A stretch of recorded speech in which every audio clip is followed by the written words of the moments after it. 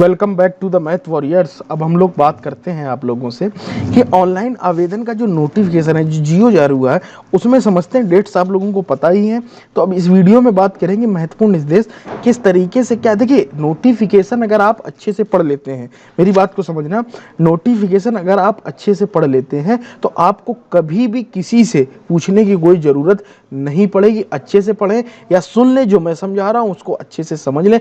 एक एक चीज़ों को मैं अच्छे से एलेबोरेट करूंगा, समझाऊंगा, जिसे 69,000 शिक्षक 69,000 बार बार नया नाम आ जाता है। जूनियर शिक्षक भर्ती में मैंने बहुत अच्छे से समझाया, आपको कवर भी कराया, आप लोगों ने चैनल का अप्रिशिएट किया, सब्सक्राइब किया, शेयर किया, लाइक किया। तो इस पर भी पूरा जोर शोर रहेगा। टीजीटी, पीजीटी, उसके बाद यूपीटीटी से लेकर आपको सारी डिटेल इस चैनल पर मिलती रहे। आइए बात करते हैं महत्वपूर्ण निर्देश। इस बात को यहीं से चालू करते हैं बिना किसी टाइम पास के। महत्वपूर्ण समझते हैं। भर्ती द्वारा चयन बोर्ड ये होगी, आवेदन इसके तहत अन्य किसी माध्यम से नहीं किया जाए। ऑनलाइन आवेदन भरने के लिए ये सारी खत्म बात। चयन बोर्ड वेबसाइट पर वहां जब आप फॉर्म भरेंगे तब भी आपको एलिजिबिलिटी मिलेगी, लेकिन हम लोग यहीं से अच्छे से पहले से ही समझ लेते हैं। अभ्यर्थियों को अपनी पात्रता सुनिश्चित कर ले, पहले वो जो विषय वाली उसको सुनिश्चित कर ले। अंतिम तिथि को पद के लिए निर्धारित सभी पात्रता शर्तों निर्धारित अधिसूचना, लिखित अभ्यर्थी का प्रवेश पत्र, ऑनलाइन आवेदन में ये सारी चीजें आप लोग समझ लें। ठीक, अगला पॉइंट पढ़ते हैं। प्रशिक्षित स्नातक शिक्षक संवर्ग के प्रत्येक विषय के सापेक्ष एक ही आवेदन स्वीकार किया जाए। इस बात को आप समझ लें, इस बात को इलेबोरेट करता हूं, बहुत अच्छे से समझ लें। ये आप लोगों को काम की है। प्रशिक्षित स्नातक शिक्षक संवर्ग के प्रत्येक विषय के सापेक्ष एक ही आवेदन स्वीकार किया जाए। यद्यपि एक से अधिक विषय में पृथक पृथक आवेदन कर सकते हैं। बात को समझ लें, एक सब्जेक्ट में आप एक ही आवेदन आपका एलिजिबल होगा आपका, लेकिन अगर आप अलग अलग कोई क्राइटेरिया रखते, सपोज दैट आप मान लीजिए आर्ट की भी आपके पास कोई डिग्री है आर्ट से, उसके बाद बीएड भी आपने किया है तो वहाँ एलिजिबल हो गया। आप साइंस भी आप अगर किए हुए हैं, मैथ साइंस वगैरह है तो आप फिजिक्स और केमिस्ट्री है तो उससे भी फॉर्म भर सकते हैं। मतलब एक कैंडिडेट फॉर्म कई भर सकता है अलग अलग, उसके बाद एलिजिबिलिटी होनी चाहिए, क्राइटेरिया होना चाहिए, उसके बाद आप भर सकते हैं। तो लेकिन एक का एक ही होना चाहिए। बात को समझ रहे हो ना मेरी, ये है। अगला देखें, विज्ञप्ति पदों की संख्या घट अथवा बढ़ सकती है। हमेशा ये है, किसी भी उसमें निकलता है कि पदों की संख्या घट अथवा बढ़ सकती है। 15,000 है, क्या पता 18,000 है या 15,000 से 12,000 हो जाए। ठीक है। अधिसूचना दिनांक 18 फरवरी 2019 द्वारा संशोधित उत्तर प्रदेश माध्यमिक शिक्षा, ये ठीक है। भाषा संबंधी प्रश्न पत्र उसी भाषा में होंगे, यथा हिंदी का प्रश्न हिंदी में, संस्कृत का प्रश्न संस्कृत में, अंग्रेजी का प्रश्न अंग्रेजी में, उर्दू का उर्दू में होगा। इस बात को भी आप समझ लें। किसी भी आरक्षण का लाभ, यहां से समझ लो, यहां ये पॉइंट पर आप लोग बार बार पूछेंगे, किसी भी आरक्षण का लाभ उत्तर प्रदेश के लिए ही अनुमान है। बाहरी जो कैंडिडेट होंगे उत्तर प्रदेश के बाहर के, चाहे हरियाणा दिल्ली कहीं के भी हो, यूपी बिहार के, यूपी के तो है ही, तो उनके लिए आर्थिक रूप से ईडब्ल्यूएस के प्रति प्रावधान है। मतलब केवल और केवल यूपी के कैंडिडेट को आरक्षण का प्रावधान दिया जाएगा। बाहरी कैंडिडेट जितने होंगे सभी जनरल में फाइट करेंगे। आइए चलते हैं। सिविल अपील, ये सारी चीजें अन्य बनाम उत्तर प्रदेश 16 अन्य सिविल, ये सारी लिखी हुई धारा में ऐसे तरह शिक्षक शिक्षण के, ठीक है, वो अलग डेटा है। तरह संवर्ग और उसी संवर्ग में, ठीक है। अभ्यर्थी प्रत्येक प्रकार से पूर्ण आवेदन, यहां समझते हैं। अभ्यर्थी प्रत्येक प्रकार से पूर्ण आवेदन इसके सापेक्ष सबमिट करने की अंतिम तिथि 15/4 है। ऑनलाइन सबमिट करना सुनिश्चित करने, निर्धारित तिथि के किसी भी आवेदन को नहीं लिया जाएगा। ऑनलाइन आवेदन अंतिम रूप सबमिट करके उसका संशोधन नहीं लो, यहां पर भी दिया गया है, समझे इस बात को। ऑनलाइन आवेदन यहां से देखो, ये देखो, इसीलिए मैं इस डिटेल से आपको समझा रहा हूं कि ऑनलाइन आवेदन अंतिम रूप से सबमिट करने के पश्चात उसमें किसी भी प्रकार का संशोधन नहीं किया जा सकेगा। अतः सभी सूचनाएं पूर्ण सावधानी से भर लें। ये इस समय यूपी का एक अच्छा ट्रेंड चला कि बच्चों को फॉर्म भरने में संशोधन का मौका नहीं दे रहे हैं, उसी में भरो जो कुछ भरो, ये बढ़ा, इससे बच्चा यार बाहर हो जाता है। थोड़ी सी ह्यूमन मिस्टेक हो जाती है कभी कभी हम लोगों से या किसी से भी, तो उसका यार मौका देना चाहिए मेरे हिसाब से। यार 2 ही दिन के लिए दे दे, ना ज्यादा दिन के लिए दे, है ना, देना चाहिए, लेकिन नहीं दे रहे हैं, क्या बताया जाए। सभी सूचना पूर्ण सावधानी अंतिम रूप से सबमिट करें, पूर्व सूचनाओं को सत्यापन कर लें। ठीक, इस बात को समझ लें। लिखित परीक्षा केंद्र परिषद के अंदर, वो तो सारी चीजें आपको पता ही। ऑनलाइन आवेदन किसी पर कटाएंगे तो प्रातः 10 बजे साइंस हेल्पलाइन नंबर पर बात कर सकते हैं, जिसका नंबर कभी नहीं लगेगा। आप लोग समझते हैं इस बात को। ये 2 नंबर ऐसे नंबर, ये कभी नहीं लिखेंगे, ये केवल कागज में लिखे जाते हैं। ठीक है, आगे चलते हैं। ऑनलाइन आवेदन के संक्षिप्त अनुदेश, ये समझ लीजिए। ऑनलाइन आवेदन के लिए आपको क्या क्या करना है, कितने स्टेप में फॉर्म है।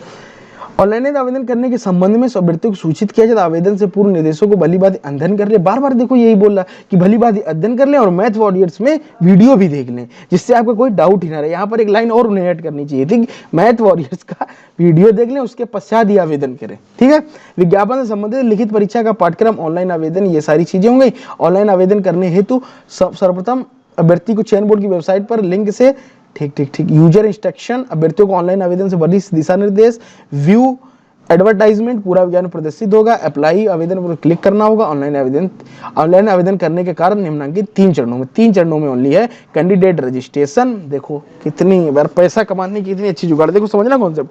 कैंडिडेट आपने रजिस्ट्रेशन किया, रजिस्ट्रेशन के तुरंत बाद ही करा रहे फीस का भुगतान, फीस के बाद फॉर्म भरा जाएगा, समझ रहे हो ना, जैसे रीट का हुआ था उसी तरीके से इनका भी फीस का भुगतान होगा। तो बड़ा आराम से फीस का भुगतान करें, पूरा डेटा लिख लें और वीडियो जरूर देख लें। फॉर्म सबमिशन, उसके बाद प्रथम चरण क्या होगा, अप्लाई करते समय प्रत्येक खबर के विज्ञप्ति की विषय के रजिस्ट्रेशन पर क्लिक कर यहाँ चलते हैं, आई एक्सेप्ट करेंगे। ठीक है, वो पता है, अभी आप लोगों ने फॉर्म भरा। कैंडिडेट रजिस्ट्रेशन फॉर्म प्रदर्शित होगा। रजिस्ट्रेशन फॉर्म में अभ्यर्थी को अपनी व्यक्तिगत सूचनाएं, पिता पति का नाम, जन्मतिथि, वैवाहिक स्थिति, नागरिकता, राज्य का निवासी, क्षैतिज आरक्षण, सेनानी, EWS, ईमेल, मोबाइल नंबर, पता, अनिवार्य शैक्षिक योग्यता, विवरण आदि प्रासंगिक सूचनाएं भरनी होगी। ये पॉइंट आपके लिए इंपॉर्टेंट है, राइट डाउन कर लें और इस बात को समझ भी लें। बी क्या है, उत्तर अतिरिक्त वर्तमान में उत्तर प्रदेश तथा शिक्षक हो, उसके लिए अलग है, उसका कोई लेना देना नहीं है।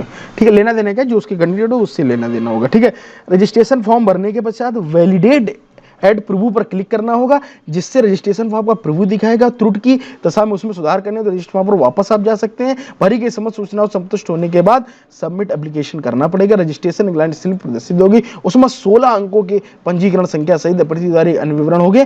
प्रिंट रजिस्ट्रेशन स्लिप पर क्लिक करके उक्त का प्रिंट लिया जाएगा, उसका भी आपको प्रिंट ले लेना होगा। द्वितीय चरण होगा आपका शुल्क का भुगतान, आप पेमेंट से जाएंगे, वो आपको पता ही है किस तरीके से फीस होगी। फीस मैंने बता दी है किसकी कितनी होगी, 700 रुपए, 400 रुपए, 700, वो आप सब समझ लें। ठीक, आगे चलते, फीस का कोई इशू नहीं, जो OBC होगा तो उस हिसाब से भरेगा, SC होगा, EWS की फीस में कुछ छूट दी है तो वो आप ले लें। तृतीय चरण फॉर्म सबमिशन, यहाँ इस बात को बहुत ही अच्छे से समझ लेते हैं। ठीक है, द्वितीय चरण की पूरी प्रक्रिया पढ़ने के बाद तीसरे चरण में किसी बालिका के आवेदन, ठीक, ये सब कर लो।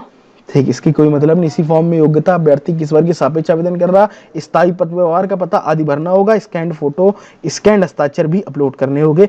अभ्यर्थी को यहाँ से, ये इंपॉर्टेंट फोटो है, ये समझ लो, रंगीन फोटोग्राफ 3.5 चौड़ा, 3.5 लंबी, हस्ताक्षर इतना JPG फॉर्मेट सिलेक्ट करके अपलोड करना होगा। उन्होंने यहाँ पर साइज भी बताया है। हस्ताक्षर के स्कैन की हुई इमेज की साइज 5 से 30 KB की मध्य होनी चाहिए। अभ्यर्थी का रंगीन फोटोग्राफ निम्न मानकों के अनुरूप होना चाहिए। फोटो का आकार 35 mm, फोटो के लगभग 70% भाग में चेहरा दिखाई देना चाहिए। फोटो बहुत दूर से खींची ना गई हो, फोटो में चेहरा बहुत छोटा ना हो, इस बातों को समझ लेना। फोटो अच्छे से खिंचवाना या खुद से खींच के बना लेना, ठीक है, वो ज्यादा सही रहे। चेहरे की पूर्ण छवि स्पष्ट दिखनी, चेहरे पर अत्यधिक चमक तो छाया नहीं होनी चाहिए। चश्मा पहनने की दिशा में आंखें साफ दिखनी चाहिए, अर्थात शीशा रंगीन नहीं होना चाहिए। बात को समझ रहे हो, आंखें सही दिखने, चेहरे के दोनों किनारे दोनों कान साफ दिखाई देने चाहिए। अभ्यर्थी तटस्थ हो, आंखें खुली हो, मुंह बंद हो, नजर कैमरे पर सीधी हो। देख रहे हो, सब दे रहे हैं, नहीं तो फॉर्म रिजेक्ट हो जाएगा। अगर ब्लर फोटो की आपने, फोटो की प्रश्न सबूत या हल्के ग्रे पर होनी चाहिए, हल्का ग्रे या सफेद। ये इसीलिए देखो यार लिखा जाता है क्योंकि वो रीड कर ले अच्छे से, है ना, ये रहता है उसका। तत्पश्चात उसके द्वारा सोचने की घोषणा करनी होगी। ये देखिए घोषणा, डिक्लेरेशन फॉर्म फिर ले रहे हैं, वो तो लेंगे ही, जब संशोधन का मौका नहीं दे तो डिक्लेरेशन फॉर्म हमेशा लिया जाता है। अभ्यर्थी आवेदन भरी की सूचनाओं और आंकड़ों को अंतिम रूप से संप्रेषित कर रहा है, साथ ही समस्त सूचनाओं के 70% आवेदन का प्रिंट लेकर अभ्यर्थी से भविष्य के संदर्भ हेतु अपने पास सुरक्षित रखेंगे। किसी विसंगत की दशा में उत्तर चयन बोर्ड कार्यालय में अभ्यर्थी को प्रस्तुत करना होगा, अन्यथा अभ्यर्थी को अनुरोध स्वीकार नहीं किया जाएगा। बात को समझ लो। अभ्यर्थी दर सब सूचना सैनिक ऑनलाइन भरकर आवेदन भर का यह दूसरा भाग निर्धारित अंतिम तिथि तक सबमिट नहीं किए जाने की, तो इस तरीके से आपको समझना होगा। ठीक है, ये सारी जानकारी आपकी हो गई। आयु सीमा 21 वर्ष से कम ना, 1 जुलाई 2021 से एज काउंट हो रही है, तो सभी कैंडिडेट अपना पहले से ही आर्ता की तिथि आप समझ गए। शैक्षिक योग्यता भी आपकी निर्देश है, वेतनमान तो बहुत तगड़ा है वो। इस तरीके से आपको अगले वीडियो में जानकारी मिलेगी। तो मिलते हैं अगले वीडियो में, जुड़े रहिएगा मैथ वॉरियर्स के साथ। इसी उत्साह और उम्मीद के साथ आप लोग चैनल को सब्सक्राइब जरूर कर लें। Okay bye, take care.